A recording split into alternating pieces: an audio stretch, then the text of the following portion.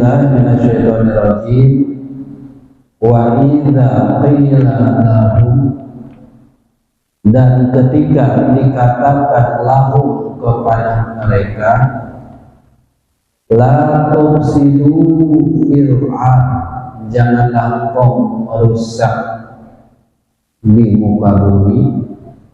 Qalu, mereka orang-orang munafik berkata, inna ma'ana muslimun, sesungguhnya kami adalah orang-orang yang memperbaiki atau berbuat kebaikan. Nah, diantaranya perilaku yang dikisahkan oleh Allah yang harus kita bisa ambil pelajarannya, yaitu poinnya sekarang.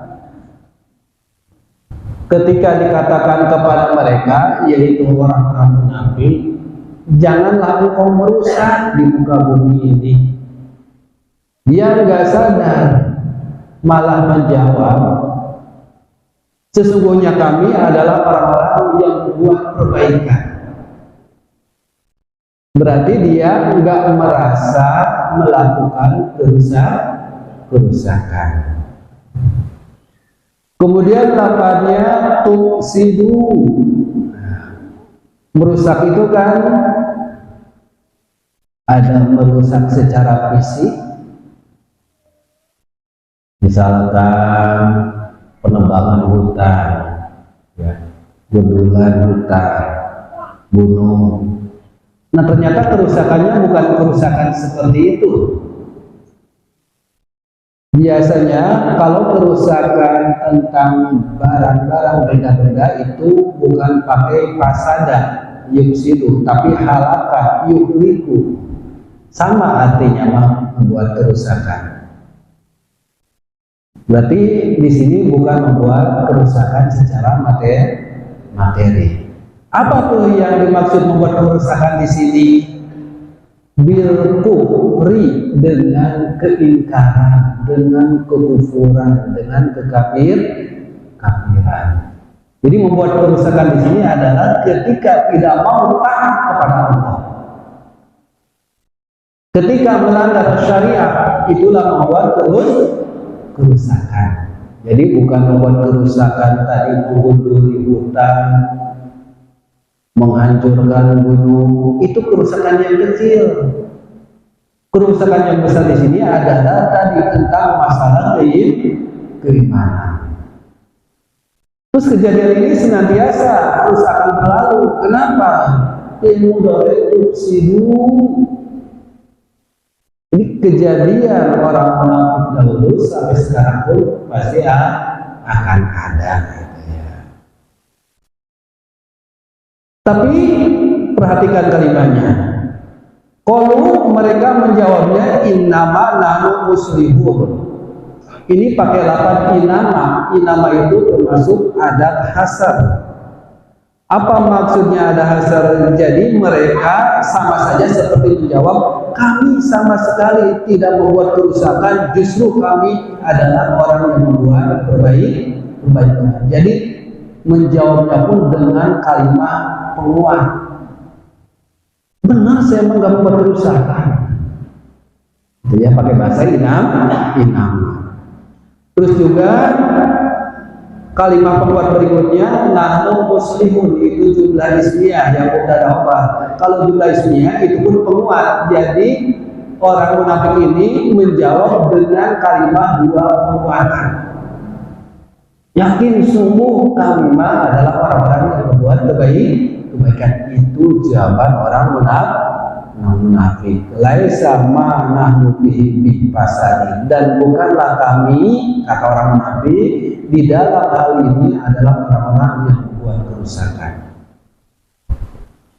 Bagaimana Allah menjawab? Qala Allah Ta'ala rodan alaihim, Allah menjawab terhadap orang munafik, Allah, ingatlah, innahum, sesungguhnya mereka orang-orang munafik, mereka itu al-mufsiduna, adalah orang-orang yang membuat kerusakan. Tadi orang munafik mengakui membuat kebaikan dengan dua penguat. Allah jawabnya dengan kalimat tersebut pakai 4 penguat. Ini untuk meyakinkan bagi kita orang beriman, karena tadi kan orang munafik dia mengakui sebagai orang yang berbuat kebaikan dengan 2 penguat ya. Satu inama ada dasar, yang kedua jumlah ismiyah, kumpul muslihun. Itu 2 penguat. Nah Allah jawabnya dengan 4 penguat. Satu Allah, itu adalah tandih, peringatan. Allah ingatlah. Kedua innahum, pakai lafaz inna, taukid. Satu Allah, 2 inna. Karena mereka kan tadi mengaku berbuat kebaikan dengan 2, Allah jawab dengan 4. Satu Allah, tingkatan kedua inna, ya, kemudian domir fasol, domir pemisah kan udah innahum, pakai hum lagi ya. Harusnya kan cukup innahum sidun, cukup seperti itu harusnya. Tapi ini pakai domir pemisah lagi, innahum humul. Nah itu disebut humnya ini, humnya berdua adalah domir fasol, pemisah. Fungsinya apa? Penguat juga. Jadi satu Allah, kedua inna taukidnya, ketiga domir fasol, yang keempatnya sama jumlah ismiyah, mubtada dan khobar, humul mufsidun. Jadi Allah jawab dengan 4 penguat untuk melebihi tadi orang munafik yang merasa benar. Karena orang munafik dengan kalimatnya 2 penguat. Kan beda kalau gini, misalkan orang munafik, saya mah adalah orang yang berbuat kebaikan. Itu kalimat biasa. Tapi kalau di awal, sungguh sebenar-benarnya adalah saya orang yang berbuat kebaikan. Kan udah ada sungguh, benar-benar. Allah jawabnya dengan 4. Ingat satu, innahum, sesungguhnya mereka, 2 hum, mereka sebenarnya al-mufsidun, adalah orang-orang yang membuat kerusakan. Jadi pelajaran bagi kita berarti ketika melihat kondisi, sikap dan sifat orang-orang sekarang yang sesuai dengan orang-orang dahulu, sungguh mereka adalah orang yang tidak benar, adalah orang-orang yang membuat kerusakan. Sekali lagi, kerusakan di sini adalah kerusakan di dalam keimanan. Jadi masalah iman, disuruh taat tidak mau. Mungkin orang sekarang pun ada yang ngaku sebagai muslim, tapi sholat Jumat tidak mau. Kewajiban dianggap bukan kewajiban. Nah, hati-hati gitu ya. Karena orang-orang seperti itu adalah orang yang tidak merasa salah. Terus berikutnya tadi, dan ketika dikatakan kepada mereka, bahasanya dikatakan, siapa yang berkatanya? Karena ini disebutnya naibul fa'il ya. Naibul fa'il itu fa'ilnya dibuang. Kalau ditakdirkan itu qala Nabi wa ashabuhu, berkata Nabi dan sahabatnya kepada orang munafik. Jadi yang berkatanya lafaznya adalah Nabi dan sahabat. Tapi Nabi dan sahabatnya dibuang. Maka ketika dikatakan, atau seperti kalimat begini, seorang muslim membaca Quran.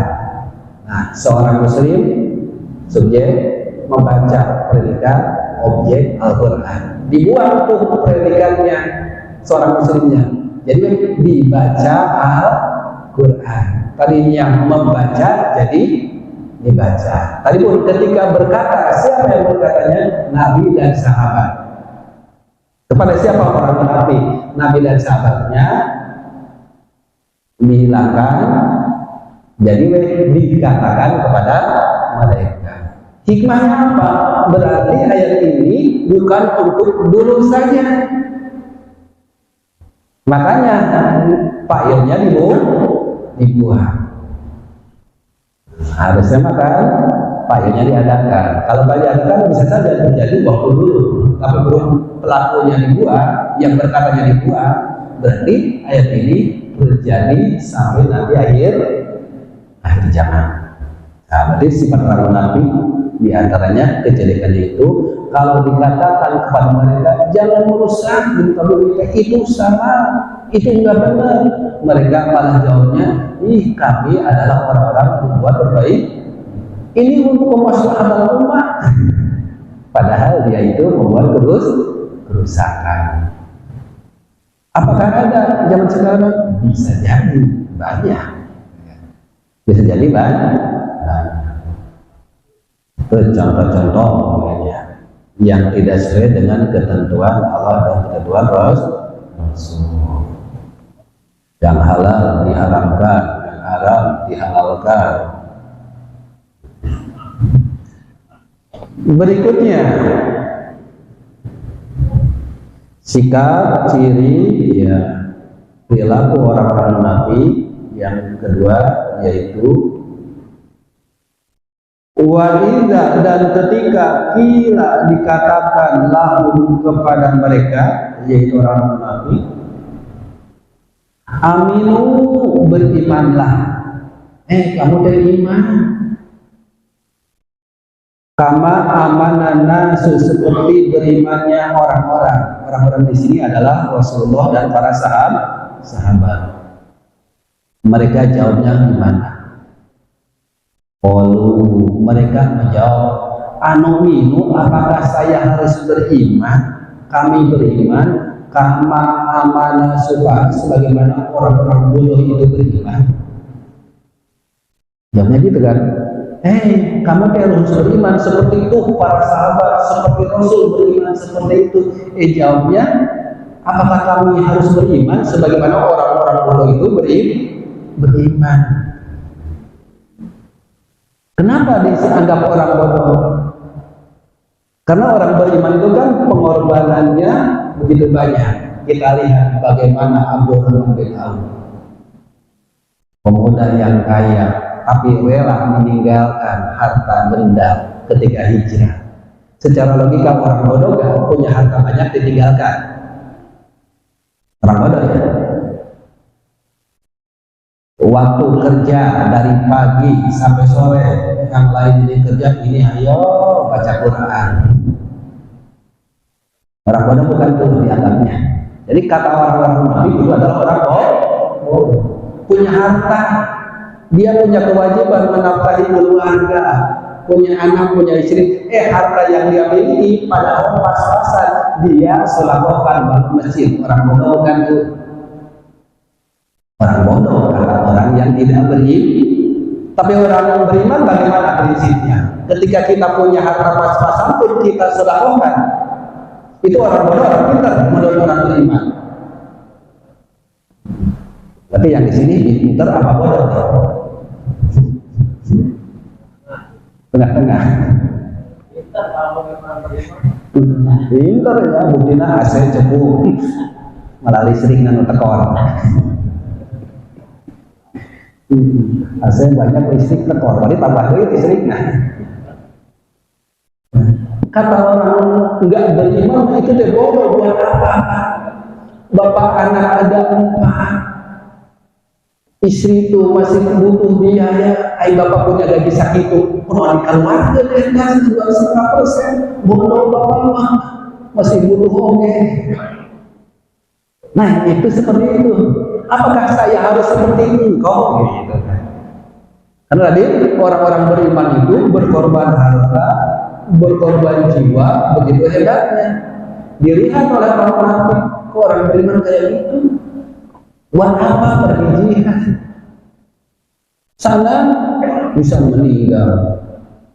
Kalau di sini punya anak, punya istri, kok kenapa harus berjuang perang ke Badar, ke Uhud, ke Uhud? Ini orang bodoh mau diikuti. Apakah kami harus beriman seperti orang-orang bodoh? Gitu.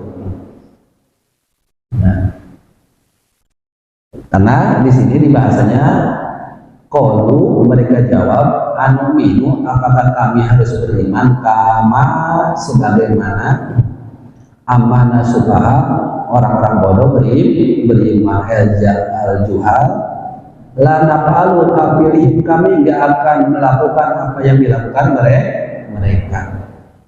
Bagaimana Allah menjawab? Sama seperti jawaban tadi. Allah pakai kalimat penguat. Allah, ingatlah, innahum humus sufaha. Ingatlah, sesungguhnya mereka lah orang yang bodoh. Dia orang munafik yang bodoh, yang melihat tadi orang beriman berkorban hartanya, berkorban jiwanya, ikut jihad, ikut pengorbanan harta. Abu Bakar punya harta diserahkan semuanya, Ali radhiyallahu punya harta diserahkan semua, Abdurrahman bin Auf berkorban, Umar Utsman berkorban. Kata Allah, ingat kamu yang bodoh bukan mereka. Kenapa? Mereka akan dapat balasan dari Allah. Karena mereka adalah orang-orang yang menjaga hartanya. Kira-kira sifat yang kayak gitu zaman sekarang pun ada enggak? Ketika diajak untuk berkorban harta, masjid belum beres, anunya.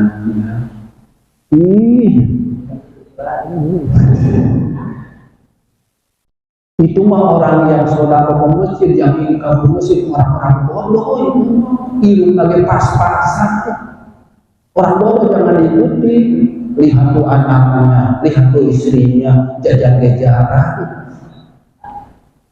lihat wajahnya nggak pernah pakai slow. Bodoh jangan diikuti.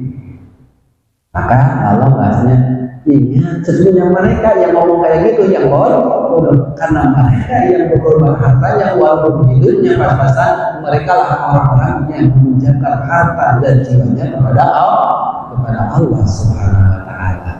Jadi yang bodoh siapa? Orang-orang yang seperti itu mah orang bodoh itu jam segini ngaji, mending lembur situ. Siapa yang bodoh? Yang ngomong seperti itu. Allah bahkan pakai bahasa di 4 penguat. 1 Allah, litanbi, kedua inna, taukid. Kemudian kalau hum yang pertama kan isim inna, ada double fasol, hum yang kedua. Ditambah lagi jumlah ismiyah innahum. Nah, hum yang itu kan double fasol sufaha. Jadi 4 penguat. Bahasa kita mah udahlah, wahai orang-orang beriman, ingat dia itu sebenarnya orang yang benar-benar orang beriman itu yang pandai dan yang pintar. Dia mampu dalam waktu yang begitu pun tetap dia mau melaksanakan kewajiban-kewajiban walaupun serba kekurangan, walaupun serba kesibukan, tapi dia mampu menjalankan. Mereka lah orang yang pintar. Kenapa bisa seperti itu? Karena sababul nuzulil ayat, sebab turunnya ayat ini, ana Abu Bakrin, sesungguhnya Abu Bakar wa Umar wa Ali dan juga Ali tawajjahu li Abdillah ibnu Abi bin Ubay ibnu Salul, karena sesungguhnya Abu Bakar, Umar beserta Ali radhiyallahu bertemu dengan Abdullah bin Ubay bin Salul. Abdullah bin Ubay bin Salul itu orang munafiknya dahulu gitu ya, sebab ternyata. Bahkan mufasir sampai la'anahullah, semoga Allah melaknatnya. Faqala lahu Abu Bakar. Ketika itu Abu Bakar berkata kepada Abdullah bin Salul, bertauhidlah engkau, sesungguhnya engkau beserta kami. Bagaimana tuh perkataannya Abdullah bin Ubay? Faqala lahu marhaban bisyai. Berkata Abdullah bin Ubay kepada Abu Bakar, selamat datang wahai Syekh Wasidi, yang dituakan dan juga yang orang benar-benar berkata benar, maka disebut Asidi. Nah ini nanti juga uraian tentang sifat-sifat orang munafik. Kenapa gambaran itu selalu walakina layalamu, mereka mah tidak tahu bahwa dia bodoh, tidak tahu, dia tidak merasa mereka nggak akan tahu. Maka berikutnya dicontohkan oleh Allah Subhanahu wa taala dengan perilakunya yang berikut. Wa idzalahu, dan ketika mereka berkata, alladzina amanu, dengan orang-orang beriman, ketika bertemu dengan orang-orang beriman, qalu, mereka berkata, amanah, kami beriman. Susah tuh. Awalnya disuruh beriman lah, sebagaimana orang-orang beriman, sahabat. Masa saya harus beriman seperti orang bodoh? Itu berarti tidak ada kesesuaian hati dan lisan. Kemudian sekarang dicontohkan berikutnya, ketika mereka bertemu dengan orang-orang beriman, tadi contohnya dengan Abu Bakar, dengan Umar, dengan Ali, bertemu tuh dengan orang-orang beriman, berkata Abdul bin Ubay, wahai Abu Bakar As-Siddiq, sebenarnya As-Siddiq kan? Mungkin kita berikan dikit, kenapa sampai dapat gelar As-Siddiq? Ya, karena saking membenarkannya bahwa Rasulullah itu adalah Rasul Allah, maka dapat gelar As-Siddiq. Coba bayangkan kita ya, kita pun belum tentu As-Siddiq kalau hidup waktu itu. Dan As-Siddiq Abu Bakar kan ketika Rasulullah SAW sudah beres melakukan Isra Mi'raj, cerita dengan polosnya karena dengan kebenaran bahwa Abu Bakar sudah melaksanakan perjalanan Masjidil Haram Masjidil Aqsa naik ke Sidratul Muntaha. Secara logika, kalau kita waktu itu sudah ada, kira-kira menerima nggak kabar seperti itu? Meyakini nggak? Kira-kira akan meyakini nggak? Kira-kira akan jadi orang beriman atau orang ingkar ya? Ya kan, Masjidil Haram, Masjidil Aqsa 1.400 km. Kendaraan waktu itu sepertinya apa? Naik kuda, naik kuda pun saja tidak akan nyampe. Naik ke langit. Kita zaman sekarang kan percaya ya. Tapi kalau waktu itu kejadiannya belum tentu. Maka orang-orang pun kan waktu itu yang beriman saja ya. Karena secara logika, maka ketika Tuhan Abu Jahal datang ke Abu Bakar, dan waktu itu mungkin prinsipnya Abu Bakar pun akan nolak tentang kejadian itu. Kemudian Abu Bakar setelah sampaikan, Muhammad SAW udah gila, ngomongnya nggak benar, sudah gila kan? Akhirnya bagaimana? Abu Bakar keluar sambil menunjuk tembok yang berwarna hitam. Tembok ini warnanya hitam, tapi kalau Nabi Muhammad SAW bicara tembok ini warna putih, saya akan ikut. Ini warna putih, maka saya yang salah. Saking meyakini, seyakin-yakinnya itu adalah kebenaran. Kalau itu datang dari Muhammad SAW, maka waktu itulah gelarnya menjadi As-Siddiq. Kita makan sekarang udah banyak ayat yang ada, gitu kan? Maka kita beriman. Walaupun secara logika sebenarnya memang masuk akal juga. Perjalanan Masjidil Haram Masjidil Aqsa ditempuh. Kenapa? Karena kalau melihat ayatnya kan Subhanalladzi asra, pakai lafaz asra, yang menjalankan di waktu malam. Siapa yang menjalankan? Allah, bukan berjalan sendiri, tapi di jalan. Kalau dijalankan ya kita akan seyakin-yakinnya. Ya kalau sebagai manusia berjalan susah kan menerima. Tapi kalau Allah yang menjalankan, Allah Maha berkuasa. Secara logikanya semua mungkin 4 jam bisa PP Jakarta. Kalau semutnya berjalan sendiri, PP bisa nggak 4 jam? Tapi kalau bapak yang berangkatnya, semut ikut disahut atau bapak. Bapak PP naik mobil bisa 4 jam? Semutnya turun di sini teh, ngomong ke teman-temannya, saya udah pulang dari Jakarta 4 jam. Kira-kira semut percaya nggak? Tapi kalau sejarahnya ikut disapu kantong bapak, ya, baju, masuk akal? Nabi Muhammad itu diberangkatkan, dijalankan, bukan berangkat sendiri, ya bisa saja. Maka waktu itu gelarnya Hasidik. Dan disebut oleh Abdullah bin Ubay bin Salul bahwa bukan Hasidik penghormatan ketika bertemu dengan orang-orang beriman, dan dia pun mengatakan amanah kami beriman.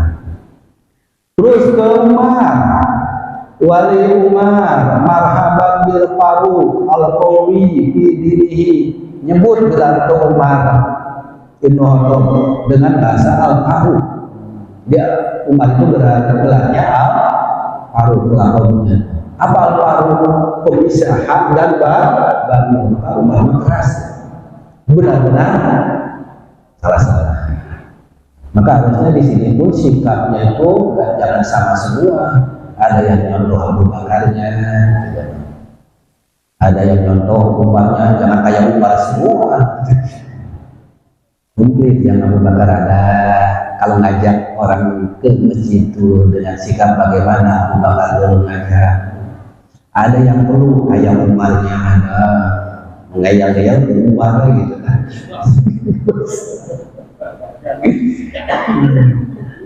Al-Faruq al-Qawi ini yang kuat di dalam agamanya, itu dipanggil oleh Abdullah bin Ubay.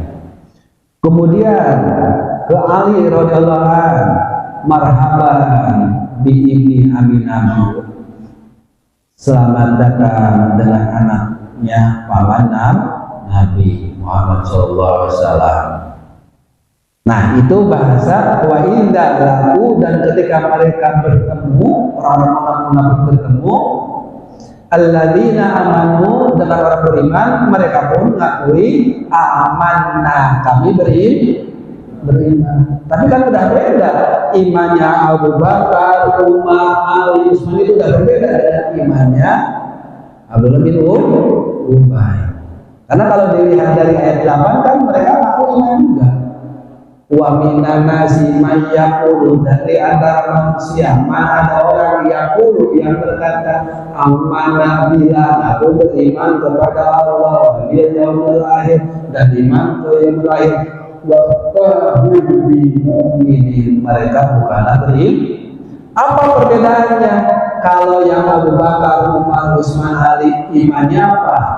Ma'rifatul bil qalbi wa qaulul lisan wa amalul bil arkan. Abdullah bin Ubay bagaimana? Cuma lisan dan amal. Bagaimana hatinya? Tidak. Ada satu poin, hati tidak mau menerima, maka mereka bukanlah beriman, mereka bukanlah orang beriman. Nah, kondisi yang seperti ini sekarang pun ia senantiasa ada. Maka 3 poin hati, lisan itu dan amal sejalan. Ada yang amalnya enggak, berarti hatinya ada, lisannya ada, amalnya tidak ada. Kira-kira nanti Ramadan tuh di hatinya yakin aku mukmin, muslim, lisan nggih ngaku asa Ramadan tak. Ayatnya gitu aja. Ayat meureun. Apa contohnya ya di Honda? Ya, tidak sejalan gitu ya. Karena kita lihat kalau hari Jumat saja kayak tadi hari Jumat. Muslim laki-laki itu Jumat. Tapi yang seliweran itu di depan masjid saja laki-laki ada. Dan kita bahkan ada yang kena, yang lewat tuh dan disebut gak beriman, marah kayaknya. Ada yang kayak gitu juga ada. Gak ada di sini ya. Apa contoh lagi? Itu harus sejalan. 3 sejalan itu ya, karena berhubung tidak sejalan 3 poin itu, mungkin ada 2. Nah, 2 poinnya ini yang dianggap dia beriman. Yang enggak disebut beriman menurut Allahnya ada 1 poinnya tidak dilakukan. Nah, tadi berat sekali. Malah nyebut orang yang beriman 3 poin sejalan itu dianggap yang bodoh. manusia dianggap yang bodoh. Dengan tadi contoh untuk kehidupan sendiri saja, Ali radhiyallahu anhu punya waktu itu cuma 4 dinar. Cuma 4 dinar yang beliau punya diberikan untuk istilah bodoh. Padahal ATM nggak punya, kerja tetap bukan. Ya kan? Bapak bisa berkorban gitu, aku nggak duit, saya cuma 200.000 di masjid, ada ATM nggak minum. Ya kan? Cuma kalau lagi pas-pasan, cuma kondisinya. Karena anak-anak menjelang libur kan ada bayaran yang harus dibayar. Listrik, kebutuhan dapur, uang teh itu pas-pasan untuk itu doang. Ya kan? Tapi masjid butuh gitu ya.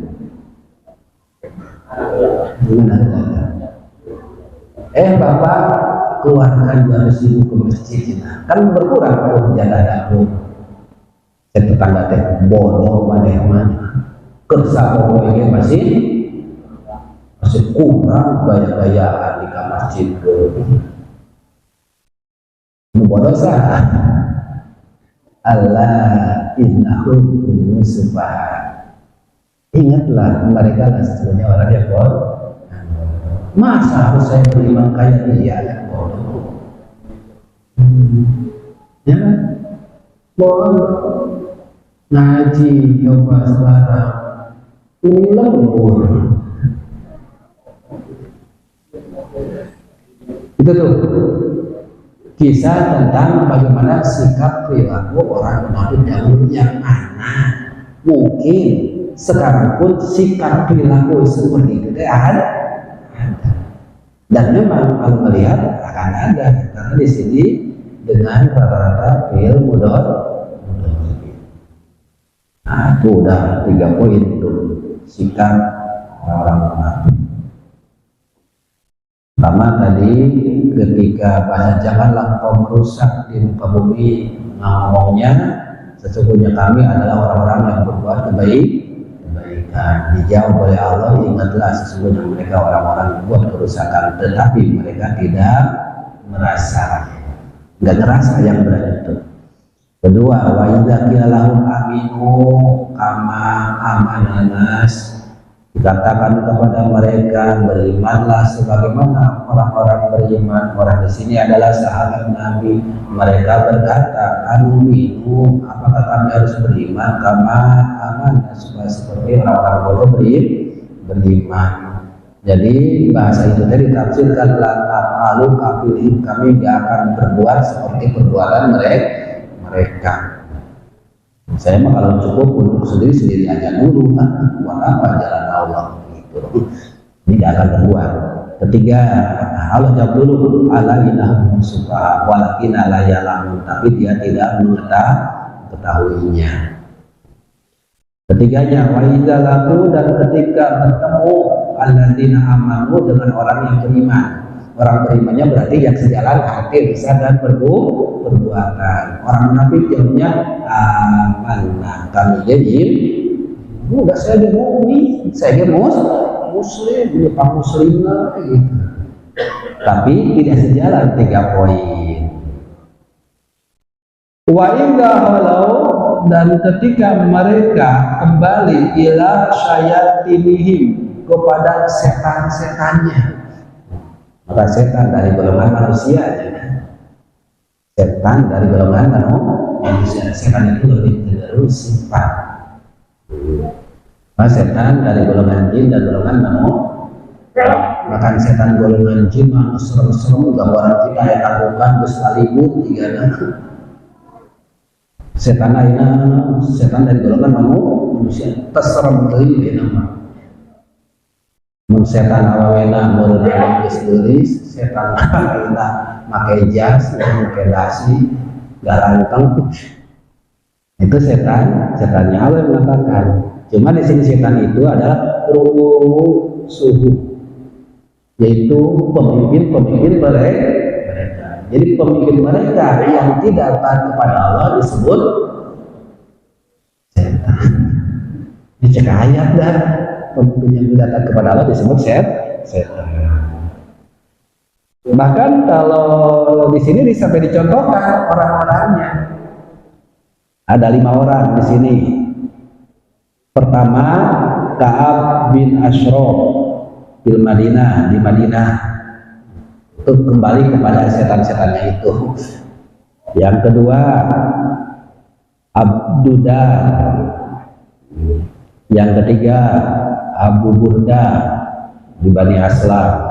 Yang keempat, Auf bin Amir Bani Asad. Yang kelima, Abdullah bin Aswad dari Syam. Nah, ini yang dimaksud oleh ayat setan-setan mereka. Manusia bukan? Sia-sia. Khawatir nanti bapak tetanggaan jadi setan. Ya, setan. Yuwaswisu fi sudurin nas minal jinnati, dari golongan jin dan juga golongan manusia. Maka dulu kenapa iblis disebut setan? Ya sifatnya seperti itu. Apa? Sombong, gitu ya. Tapi kalau manusia yang sombong, tadi disebut setan menganggap gitu. Bahkan di dalam ayatnya atau di dalam dirinya prinsipnya, setan adalah musuh yang nyata, tapi kelakuan jika insya Allah nggak ada di sini ya. Alhamdulillah. Di antaranya setan itu sombong. Apakah harus saya sujud kepada Adam yang diciptakan dari tanah? Gitu kan. Sombong, nolak sekali. Kita sombong nolaknya berkali-kali. Kesombongan yang muncul. Kadang hampir nggak terasa kesombongan kita. Kamu kalau bukan karena saya hidup di Karawang nggak akan malu seperti sekarang. Untung ada saya. Nah kita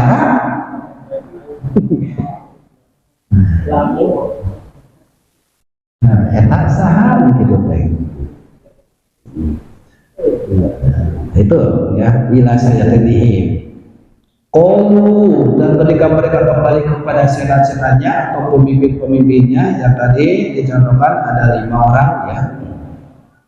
Pada waktu itu ya, lianahum kasayatin kedua karena mereka seperti setan perilakunya seperti iblis dahulu. Berarti orang-orang sekarang pun yang perilakunya seperti iblis dari itu setan. Dan juga ya yang namanya rukus itu pemimpin lumayan berat. Tadi 5 orang itu siapa?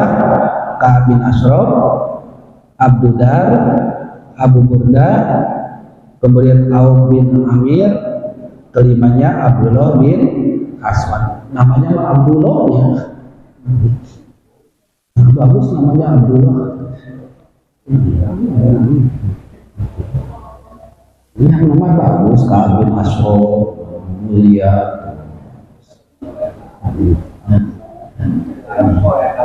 Nah, nama kita kan namanya bagus, tapi itu adalah setan.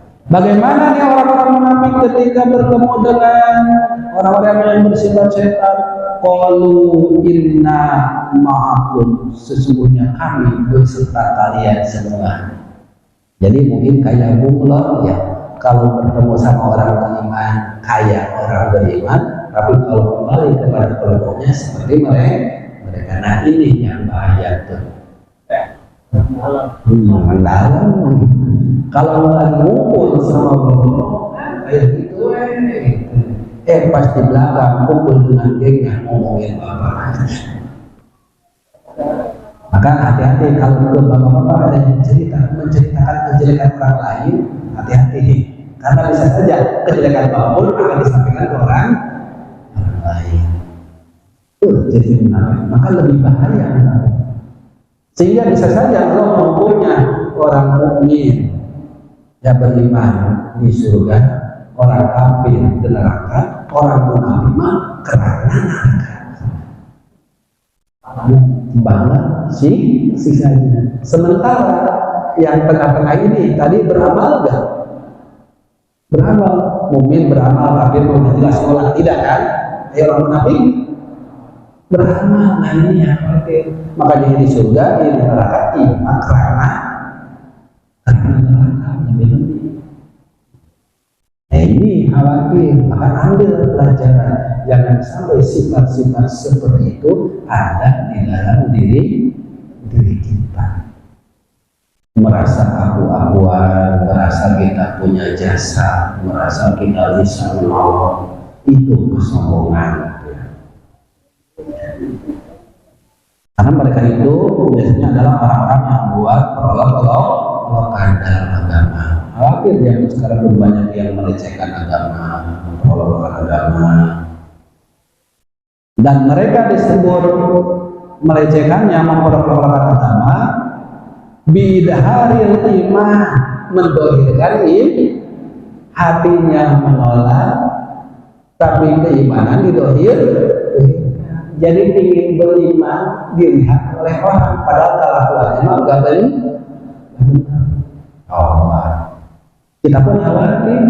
Nanti saya pun khawatir gitu. Kalau ngomong baik-baik padahal kelakuan sendiri tidak baik.